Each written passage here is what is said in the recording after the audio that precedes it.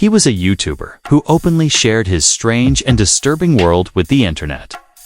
But when his mind began to spiral into darkness, no one saw the warning signs until it was too late. Welcome back to Mysteries with Shroft. Today's case is one of the most requested and personally lewd. One of the strangest, saddest, and most avoidable stories I've ever covered. This is the tragic tale of Randy Stair, a young man whose delusions led him down a path of no return. Who was Randy Stair? What dark fantasies consumed him? And how did no one see the signs before it was too late? If you're new here, I dive into both solved and unsolved mysteries every week, so consider subscribing. Now, grab a coffee, sit back, and prepare yourself. This is the case of Randy Stair. Our story begins in Pennsylvania, a state known for its stunning scenery, delicious chocolate, and of course, the legendary Philly cheesesteak. Home to over 13 million people, Pennsylvania is a place of beauty and tradition. But for the Stair family, life would take a dark and unexpected turn. Randy Stair was born on September 17, 1992, in Dallas, Pennsylvania. He was the older brother to Jeremy, born 2 years later. Randy was a shy, introverted child who preferred solitude over socializing. He often seemed lost in his own world, dreaming of becoming a cartoon character. His love for Nickelodeon shows like The Fairly OddParents and Danny Phantom was evident in the drawings. He filled his school books with, but beyond a broken collarbone in first grade. Randy's childhood was relatively uneventful till his teenage years, when his life began to unravel. In June 2008, at just 15 years old, Randy launched his YouTube channel, Pioneers Productions. At first, it was filled with the kind of goofy comedy skits you'd expect from a teenager. But over time, Randy introduced two main characters. Froggy, a foul-mouthed puppet he found in a shopping cart, and Whale, a perverted predator who often hit on Randy in the videos. The channel gained a small following, but Randy's life outside of YouTube was far from stable. In 2010, Randy got his first job at McDonald's and hated it so much that he quit within 3 hours. His parents, frustrated with his lack of ambition, pushed him to take a job at the local Weis supermarket where his father was the manager. But Randy's true passion was always YouTube. In 2011, he achieved a milestone, becoming a paid YouTube partner. It was a dream come true for Randy, who now saw himself as a budding filmmaker. He bought a new iMac, graduated high school, and enrolled in community college. But his obsession with cartoons, and one character in particular, would soon consume him. Randy was a huge fan of Danny Phantom, a Nickelodeon show about a teenage boy who gains ghost powers. But one character stood out to Randy. Ember McLean, a ghostly rock star with a seductive charm and a hatred for authority.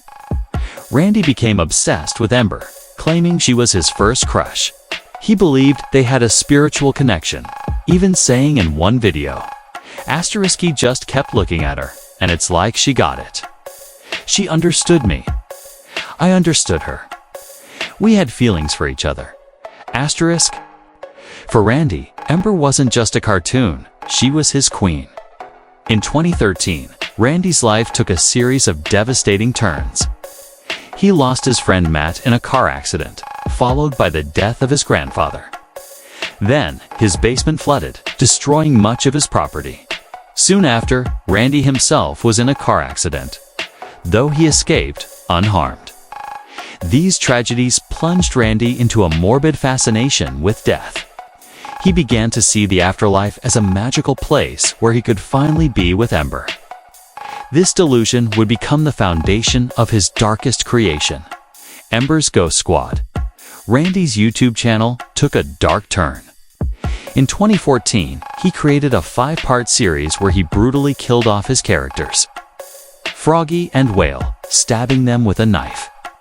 During filming, Randy accidentally cut his pinky finger, requiring 3 surgeries. But even this injury didn't deter him. He saw it as a blessing. Now he could work night shifts at the supermarket and spend his days animating Ember's Ghost Squad. By January 2015, Randy posted his final video to Pioneers Productions. In it, he burned a box containing Froggy and Whale, symbolizing the end of his old life. He then pretended to shoot himself in the head, declaring he was ready for his new journey. By 2016, Randy's mental state had deteriorated. He began calling himself Andrew Blaze, rejecting his birth name. His videos grew darker, filled with edgy, nihilistic themes. In one video titled Abyss, he challenged viewers to stare into a mirror and confront their true selves. Randy believed he was special, beyond the understanding of psychiatrists and scientists. He saw death as his destiny, a gateway to joining Ember in the afterlife. He even created Twitter profiles for the characters in Ember's Ghost Squad, living out his fantasies online. But behind the screen, Randy was a young man, teetering on the edge of reality. Randy Stair was a YouTuber who shared his strange and disturbing world with the internet. But as his mind spiraled into darkness, no one saw the warning signs until it was too late. This is only the beginning of Randy's tragic story. In the next part, we'll explore how his delusions led to unthinkable actions, and how his online world became a prison he couldn't escape. Stay with us. This is a story you won't want to miss. Randy Stair had spent years tirelessly working on his passion project, Ember's Ghost Squad. He poured his heart and soul into creating animated episodes, even hiring voice actresses to bring his characters to life. But despite his dedication, the world wasn't interested. His animations, filled with excessive violence and morbid themes, only alienated his audience. When questioned, Randy would brush it off, saying, "This is me, just acting." But behind the screen, Randy's delusions were spiraling out of control. And soon, his dark fantasies would turn into a horrifying reality. In April 2017, Randy filmed himself flipping a coin. It wasn't just a game, it was a test of fate. He had already decided he wanted to die, but he left the method up to chance. Heads, he would take his own life. Tails, he would take others with him. The coin landed on tails. And with that, Randy's fate and the fate of his co-workers was sealed. Randy had already acquired 2 Mossberg 500 shotguns, the same type used in the Columbine shootings. He named them Rachel and Mackenzie, after characters from his animations. Randy had become obsessed with the Columbine killers, sympathizing with their actions and even creating shirts imitating their infamous natural selection design. His online activity grew increasingly disturbing, with videos of him firing at water bottles on a shooting range and journals filled with extremist thoughts. Randy was planning something horrific, and the clues were there for anyone who cared to look. In the days leading up to the attack, Randy recorded over 10 hours of video logs. He ranted about his hatred for his father, his frustrations with life, and his obsession with Ember. In one video, he said, "I just became this evil, dark ghoul." The warning signs were always there. He believed Ember was his goddess, his savior, and that death would reunite them in the afterlife. On June 3, 2017, Randy posted his final video titled Goodbye Earth. In it, he thanked his viewers and signed off for the last time, saying, "I'll be dead before next week ends." Legit dead. On the night of June 7, 2017, Randy arrived for his night shift at Weis Supermarket. He blocked the emergency exits with his car and wooden pallets, locking his co-workers inside. At 11 p.m., he uploaded his final animated video to YouTube, a 42-minute episode of Ember's Ghost Squad depicting a school shooting. Minutes later, he tweeted links to his suicide notes and plans. Then, armed with his 2 shotguns, Randy began his rampage. Randy shot and killed 3 of his co-workers: Victoria Braun, a 25-year-old mother; Brian Hayes, a 47-year-old Navy veteran; and Terry Sterling, a 63-year-old grandfather. He spared a 4th co-worker, Kristen Newell, who was listening to music and didn't hear the gunshots. When she realized what was happening, she ran to the staff room and called 911. But by the time police arrived, Randy had already taken his own life, sitting in the deli section with a shotgun in his mouth. The aftermath of Randy's attack left the community of Eaton Township devastated. Victoria, Brian, and Terry were beloved members of their families and the community. Their deaths were senseless, their lives cut short by a man who believed he was destined for a cartoon afterlife. The supermarket reopened a month later, but the scars of that night would never fully heal.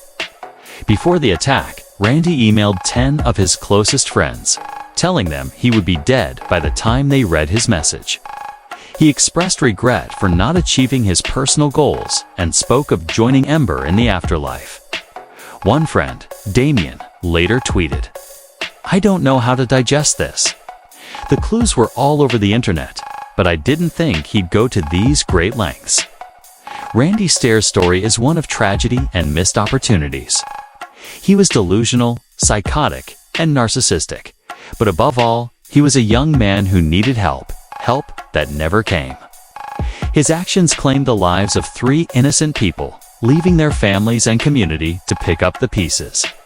If there's one lesson to take from this case, it's this: if you see the warning signs in someone, don't ignore them. Reporting concerns to authorities or a mental health hotline could save lives. Thanks for watching Mysteries with Shrafet. If this story moved you, don't forget to like, share, and subscribe for more deep dives into the cases that captivate and haunt us. Until next time, stay curious and look after each other.